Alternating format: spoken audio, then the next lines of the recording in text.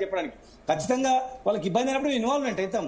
మా ఎంప్లాయీస్ కి ఏమైనా కష్టాలు వచ్చినప్పుడు పిలిచిన పిల్లలు కూడా ఇన్వాల్వ్మెంట్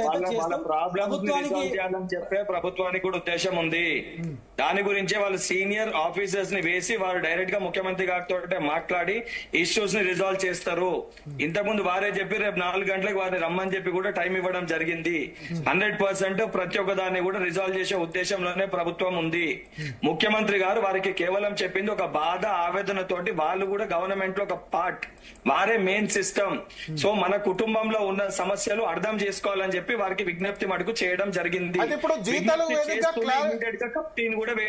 క్లారిటీ ఇచ్చారు. ఇప్పుడు జీ తెలుగు న్యూస్ చర్చ వేదికగా వాళ్ళు సమరం అని మేము అనలేదు, సమరం కాదు, సమరం అని ఎక్కడ చెప్పలేదు, దశల వారీగా ఆందోళన అని చెప్పాము. జూన్ 9న ప్రజాస్వామ్య పద్ధతిలో నిరసన తెలుపుతామని చెప్పారు. అంతే తప్ప మేము సమరం అని అనలేదు. ప్రభుత్వంతో కోఆపరేట్ చేసిన సిద్ధంగా ఉన్నాం. 2 ఇష్యూస్ ప్రధానంగా అడిగారు, హెల్త్ కార్డ్ రిలేటెడ్, రెండోది రిటైర్డ్ అయిన ఉద్యోగులకి. నేను కూడా చెప్తున్నాను, వారు అన్నదానికి వారే చెప్పిండ్రు.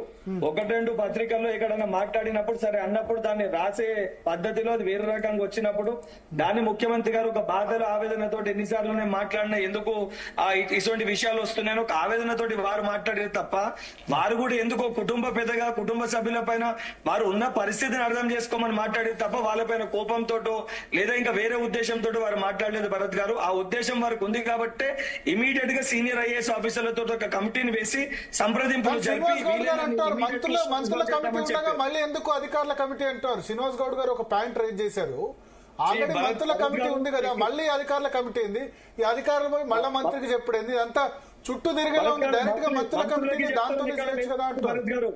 ఐఏఎస్ ఆఫీసర్స్, ఆ senior IAS officer committee will report to the chief minister. ఎక్కడ కూడా మంత్రులు మళ్ళీ మాట్లాడాలి, మంత్రులు వెళ్ళి మాట్లాడతారని లేరు.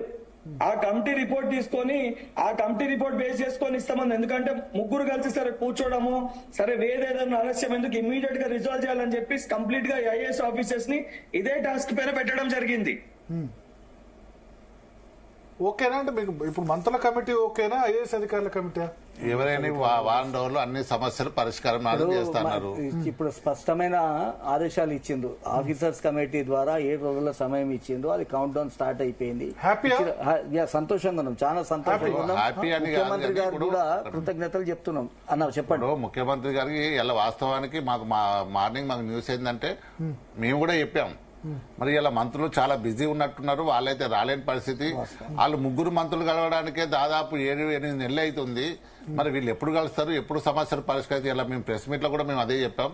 మరి కాబట్టి ఒక ఆఫీసర్ల కమిటీ వేసి వాళ్ళు 6 రోజుల్లో మా సమస్యను ముఖ్యమంత్రి గారి దగ్గర తీసుకొస్తారా, ఆ సబ్ కమిటీ దృష్టి తీసుకొస్తారా, ఈ 10 రోజులలో మా ప్రాబ్లం సాల్వ్ చేయమన్నాం. ఆర్థిక పరంగా మాకు 500 నుంచి 600 కోట్లు ఇస్తా అని చెప్పారు. కాబట్టి ఏ నెల నుంచి ఇస్తారు, ఈ నెల నుంచే ఇస్తామని చెప్పారు. మా చాలా మంది ఇలా ఉద్యోగులు ఇబ్బందికరంగా ఉన్నారు. చాలా మంది ఇలా పెన్షనర్స్, నిన్ననే వరంగల్ ఒక బ్రెయిన్ స్ట్రోక్ వచ్చి చనిపోయిన సందర్భాన్ని గుర్తు చేస్తున్నా. చాలా మంది మాకు ఇలా ఉద్యోగులు ఇబ్బందికరంగా మాకు ఫోన్లు చేసుకుంటూ మీరు కూడా ఈ ప్రభుత్వానికి లొంగి పేరు మాట్లాడతలేరని వాళ్ళు అనడం, ప్రభుత్వం ఏమో మరి మీరు ఇట్లా. ఎందుకంటే ఇప్పుడు రిటైర్డ్ ఉద్యోగులు వాళ్ళు పెళ్లి